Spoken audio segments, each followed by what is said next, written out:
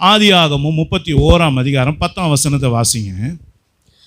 ஆடுகள் பொழியும் காலத்திலே நான் கண்ட சொப்பனத்தில் என் கண்களை ஏறெடுத்து பார்க்கும்போது ஆடுகளோடு பொழியும் கடாக்கள் கலப்புரியமும் புள்ளியும் வரியும் உள்ளவைகளாய் இருக்க கண்டேன். ஆமா, நல்ல கவனிங்க. இங்க யாக்கோபுக்கு கர்த்தர் ஒரு வெளிப்பாடை கொடுக்கிறார். அவன் கண்கள் திறக்கப்படும் போது, அவன் ஆடு மேய்க்கிறவன் இல்லைங்க, அவன் வேலை அதுதான்.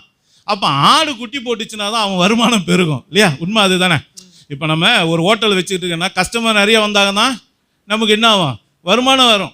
அதே போல் மளிகை கடை வச்சுருக்க ஆட்களுக்கு மளிகை கடைக்கு நிறைய கஸ்டமர் வந்தால் தான் நமக்கு என்ன ஆகும்? வருமானம் கிடைக்கும். அது மாதிரி அவன் ஆடு மேய்க்கிறவன் ஆடு குட்டி போடணும், நல்ல குட்டியாக போடணும். அப்போ தான் அவனுக்கு என்ன கிடைக்கும்? வருமானம் கிடைக்கும். அப்போ நல்லா கவனிங்க, கண்கள் திறக்கப்படுறவனுக்கு வியாபாரம், எந்த வியாபாரத்தை செஞ்சால் நீ ஆசீர்வதிக்கப்படுவேன், எந்த வேலைக்கு போனால் நீ ஆசீர்வதிக்கப்படுவ, எதில் உனக்கு உயர்வு கிடைக்கும் அப்படின்ற வெளிப்பாடு எங்கே கிடைக்குது?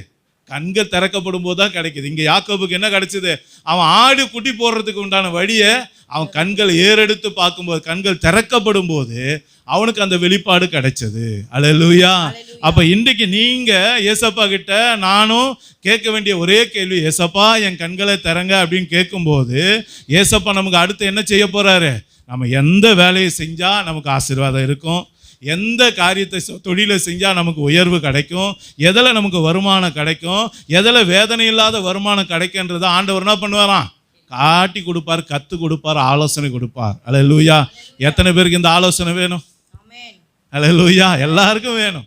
ஆமாம். அப்போ இன்றைக்கி நாம் செய்ய வேண்டியது, ஏசப்பா என் கண்களை திறங்க. ஆமாம், இப்படி தான் நம்ம ஜெபம் பண்ணணும்.